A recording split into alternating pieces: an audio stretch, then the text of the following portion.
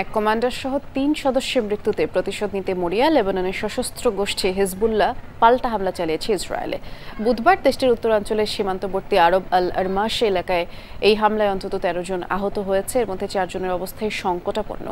ইসরায়েলের সামরিক বাহিনীর দাবি একটি কমিউনিটি সেন্টারে হামলা চালানো হয়েছে। এদিকে হামলার দায় স্বীকার করেছে হিজবুল্লাহ। তাদের দাবি তেল আবিবের সামরিক বাহিনীর কাজে ব্যবহৃত একটি ভবনে বুরকান মিসাইল এবং লাদেন ড্রোন ছুঁড়েছে তারা। এর আগে লেবাননের দক্ষিণাঞ্চলীয় ২টি শহরে হিজবুল্লাহ সদস্যদের গাড়ি লক্ষ্য করে গোলাবর্ষণ করে ইসরায়েল। এই হামলায় ইসমাইল বাজ নামের এক কমান্ডার সহ অন্তত ৩ জন নিহত হয়।